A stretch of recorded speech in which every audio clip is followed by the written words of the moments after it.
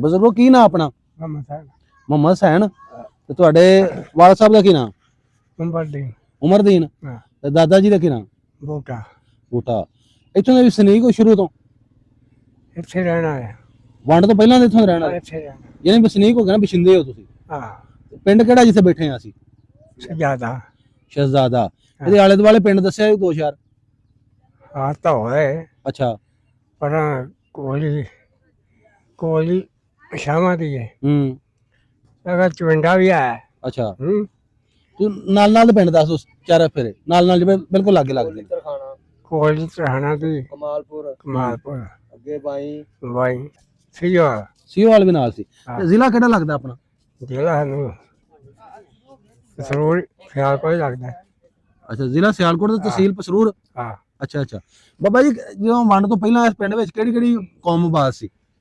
ਉਹ ਮੇਰੇ ਸਨ ਹਿੰਦੂ ਸਿੱਖ ਹੁੰਦੇ ਹਨ, ਹੋਰ ਸਿੱਖੀ ਹੁੰਦੇ ਬ੍ਰਾਹਮਣ ਹੁੰਦੇ ਹਨ। ਅੱਛਾ।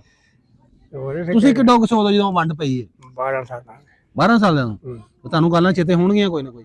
ਕੋਈ ਪਿੰਡ ਦਾ ਨੰਬਰਦਾਰ ਕਿਹੜੇ ਹੁੰਦੇ ਹਨ ਉਦੋਂ? ਲੰਬੜਾ ਦਾ ਮੈਨੂੰ ਨਹੀਂ ਪਤਾ। ਮੁਸਲਮਾਨ ਸਨ ਕਿ ਹਿੰਦੂ ਸਨ, ਸਿੱਖ ਸਨ? ਮੁਸਲਮਾਨ ਸਨ।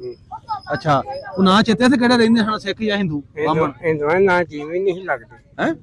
ਹਿੰਦੂਆਂ ਨਾਲ ਜੀਵੀ ਨਹੀਂ ਲੱਗਦੀ। ਨਾ ਉਹਨਾਂ ਦਾ ਦੱਸੋ ਜਿਹਦਾ ਚੇਤਾ ਹੋਵੇ ਤੁਹਾਨੂੰ। ਇਹ ਸਿੰਘ ਲੰਬੜਦਾਰ। ਅੱਛਾ, ਉਹ ਲੰਬੜਦਾਰ ਸੀ ਪਿੰਡ ਦਾ? ਹਾਂ। ਅੱਛਾ। ਹੋਰ ਹੁਣ ਤੁਸੀਂ ਦੱਸਣਾ, ਮੈਨੂੰ ਤਾਂ ਨਹੀਂ ਨਾ ਪਤਾ ਕਿਹੜਾ ਹੋਰ ਇੱਥੇ ਰਹਿੰਦਾ, ਹਿੰਦੂ ਸੀ, ਸਿੱਖ ਸੀ? ਅਸੀਂ ਉਦੋਂ ਹੋਏ ਸਨ, ਨਹੀਂ ਤਾਂ ਸਾਫ ਰਿਹਾ। ਹਾਂ। ਚਲੋ ਪਿੰਡ ਦਾ ਦੱਸੋ, ਪਿੰਡ ਕਿਵੇਂ ਦਾ ਸੀ ਉਦੋਂ? ਖੂਹ ਕਿੱਥੇ ਸਨ? ਪਿੰਡ ਹੋਇਆ ਸੀ ਹੁਣ ਤਾਂ ਵੱਡਾ ਹੋ ਗਿਆ। ਹਾਂ, ਉਹ ਛੋਟਾ ਜਿਹਾ। ਅੱਛਾ।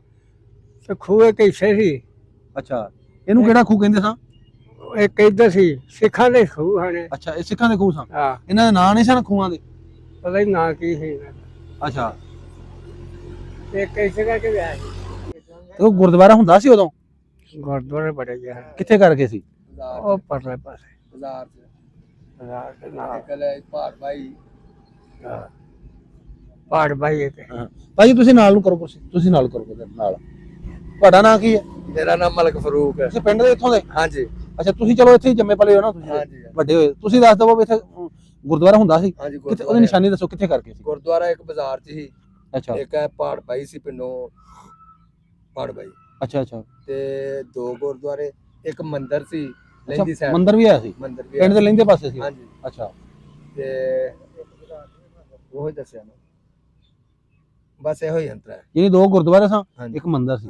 ਅੱਛਾ। ਫਤਿਹ ਪਿੰਡ ਬੜਾ ਵੱਡਾ ਗੁਰਦੁਆਰਾ ਹੈ। ਉੱਥੇ ਡੰਗਰ ਮੁਸਲਮਾਨ ਬੰਦ ਰਹੇ ਨੇ। ਅੱਛਾ।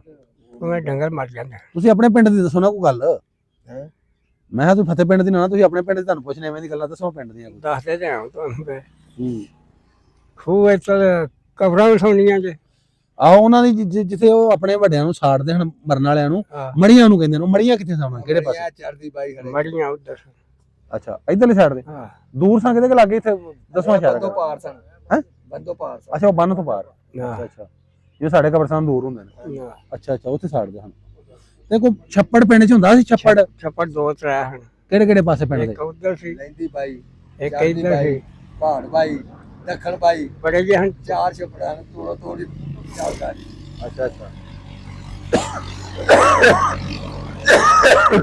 ਬਾਬੇ ਹੁਣ 71 ਪੱਤਰੇ ਹੋ ਗਏ ਨਾ, ਤਾਂ ਨਹੀਂ ਪੂਰਾ ਦੱਸ ਸਕਦੇ। ਹਾਂ। ਬਾਬਾ ਇਹ ਛੱਪੜ ਗੰਦੇ ਪਾਣੀ ਦੇ ਹੁੰਦੇ ਹਨ ਜਾਂ ਵਿੱਚ ਨਹਿਰੀ ਪਾਣੀ ਪੈਂਦਾ?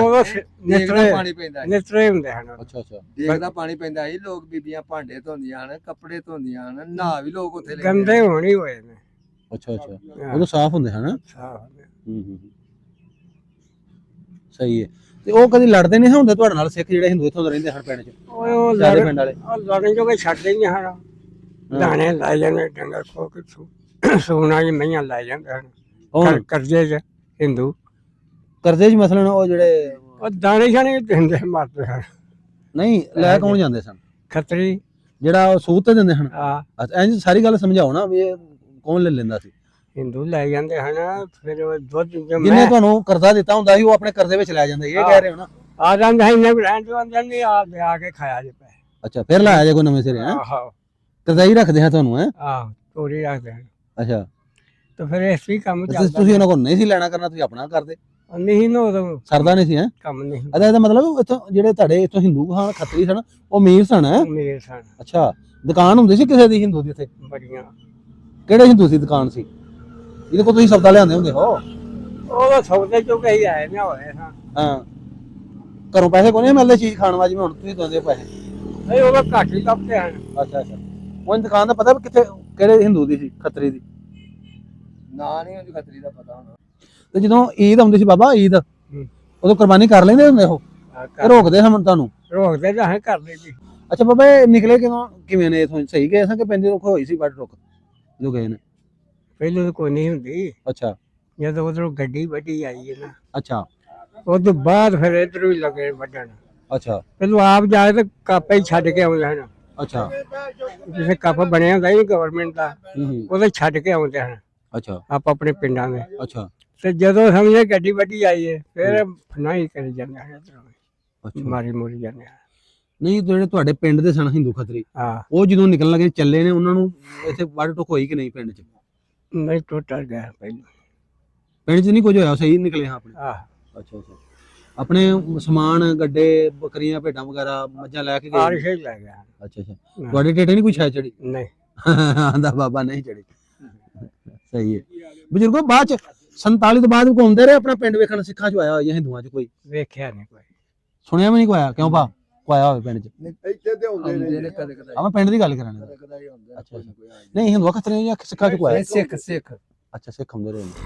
ਸਿੱਖ ਹੁੰਦੇ ਨੇ। ਅੱਛਾ ਨਹੀਂ ਉਹ ਯਾਦ ਨਹੀਂ ਕਿੰਨਾ ਚ ਹੁੰਦਾ ਰਿਹਾ ਕੋਈ? ਉਹਨਾਂ ਦਾ ਕੋਈ ਔਲਾਦ ਹੀ ਹੁੰਦੀ ਹੋਣੀ ਵੀ ਕਿੰਨਾ ਚ ਹੁੰਦਾ ਰਿਹਾ? ਮੈਂ ਕਿਹਾ ਸਿੱਖਾਂ ਚ। ਨਹੀਂ ਇੱਥੇ ਸਾਡੇ ਨਾ ਜਿਹੜੇ ਰਿਸ਼ਤੇਦਾਰ ਵੀ ਆ ਨਾ ਹਾਂਜੀ ਹਾਂਜੀ ਉਹ ਸਿੱਖ ਆਇਆ ਸੀ ਤੇ ਆਂਦਾ ਮੈਂ ਆਪਣਾ ਘਰ ਵੇਖਣਾ ਤੇ ਫਿਰ ਉਹਨੂੰ ਘਰ ਸ਼ਹਿਰ ਵਿਖਾਇਆ ਸੀ। ਨਹੀਂ ਨਹੀਂ ਉਹ ਸਿੱਖ ਤਾਂ ਮੈਂ ਕਿਹਾ ਭਾ ਯਾਦ ਨਹੀਂ ਕਿਹੜਾ ਨਾਂ ਸੀ ਉਹਦਾ ਕੀ ਸੀ? ਯਾ ਸਿੱਖ ਰਿਸ਼ਤੇਦਾਰ ਸਹੀ ਹੈ ਚਲੋ ਠੀਕ ਹੈ ਬਾਬਾ ਜੀ।